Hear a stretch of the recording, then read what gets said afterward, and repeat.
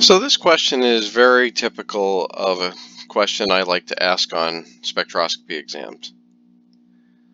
And what we're looking at here is they're giving you a chemical formula. And from that, using its IR, proton NMR, and carbon NMR, you need to determine a structure. So how do we start a problem like this? Well, I usually find that one of the best ways to start a problem like this is to determine the degrees of unsaturation. And if you recall, that's 2 times the number of carbons plus 2 minus the number of hydrogens. And we don't need the rest of the formula in this problem because we don't have any nitrogens or any halogens, all divided by 2. And so we get that this compound has 5 degrees of unsaturation. So that tells us that we have very likely an aromatic ring. Not a guarantee at this point, but extremely likely, and then either a pi bond of some sort or another smaller ring. So we know that those are the things we need as we go into our first spectrum.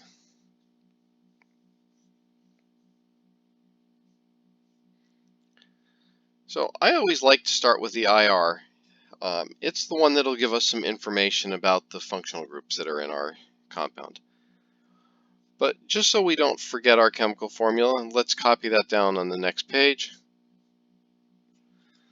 Again, that's C11H14O2. Now, what do we see of significance in this spectrum? Well, the only peak that jumps out to me is this one right here. And we can see it down here in the table. That's a very strong peak coming in at about 1767. Now, that's actually a pretty high range. We don't see many IR peaks that high. So this one might be a little trickier to figure out what it is. But the first thing we can be certain of is that it's a carbonyl. So what this suggests to us, especially because we only see one carbonyl, we don't see any alkenes. Remember, alkenes would be sort of in this range, 1620 to 1680. And we definitely don't see any alkynes out here in the low 2000s. We can be pretty certain that our 5 degrees of unsaturation are going to come from this carbonyl peak and an aromatic ring. Now, what type of carbonyl do we have? Again, this is very, very high for a carbonyl. And we sometimes see anhydrides out in this region. But we know this can't be an anhydride. Why is that? Well, an anhydride is 2 carbonyls connected through an oxygen. Well, that would require that we have 3 oxygens in our molecule. And based on the chemical formula, clearly there's only 2. So the next highest functional group when it comes to carbonyls is an ester. And so that's sort of what I'm going to keep in mind right now as we go on to the next spectrum. Is that I think we probably have an ester, and it's maybe an ester where the oxygen next to the carbonyl isn't able to donate as much as it usually does into the carbonyl. Now, there's not a lot of ways that that can happen,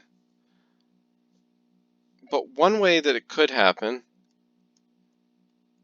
is if we had an aromatic ring off of the ester, then this oxygen has its lone pairs not only in resonance into the carbonyl, but into resonance in the aromatic ring. And so because it can't donate as effectively, it's going to end up at higher wave numbers.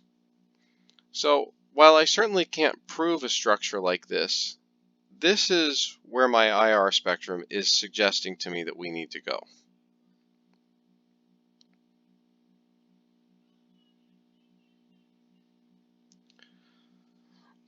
But that's something we're not going to be certain of until we get really into our NMR spectrum. And let's see what the NMR spectrum shows us. So the first thing that I see very clearly in this NMR spectrum are these two doublets. What do two doublets like that tell us? Well, we've seen those many times before. We know that that's very likely to be an aromatic ring with two substituents like that. The next thing I see is this septet and doublet. Again, this is something we've seen before, and you may recall that the most likely and really the only way we ever see a septet is by putting two methyl groups on a single carbon. Well, how would we get that? Well, the only way we really get to something like that is with an isopropyl group.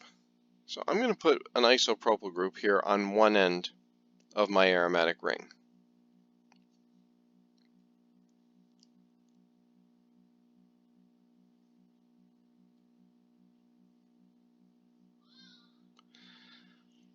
Now I have 9 carbons that I've used total, and I need 11. Now I also have this singlet here, which is not adjacent to any hydrogens. And if I have an ester that looks like this one right here, where the ester is attached to the carbonyl, then that fits the number of carbons that I have. The methyl that's coming off of that ester is a methyl that's next to a carbonyl. We usually find things like that right around 2 ppm. That's exactly where we find that peak. And we can see that overall we have a structure that fits both our IR and our NMR extremely well. Now we haven't even looked at our carbon spectrum at this point. So what we ought to do is take our structure and see if it matches. So let's see if Word will let me do what I want and bring this structure with us.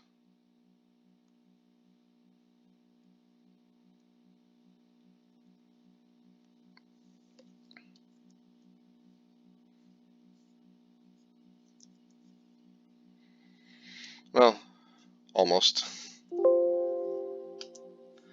So instead we'll just redraw it down here.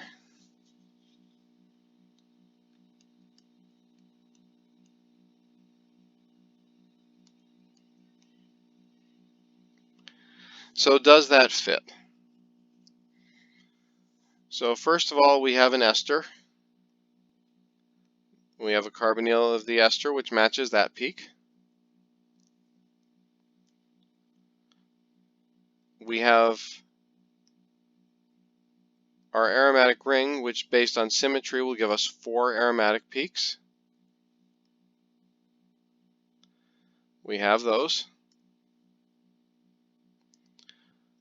The 2 carbons of the isopropyl group are methyls. They would match that peak nicely. We have a very similar peak, again the end of a chain. And then we have this carbon here, the one that comes off the aromatic ring at higher chemical shift. And so it matches. And we can be fairly confident at this point that we've come up with the right structure.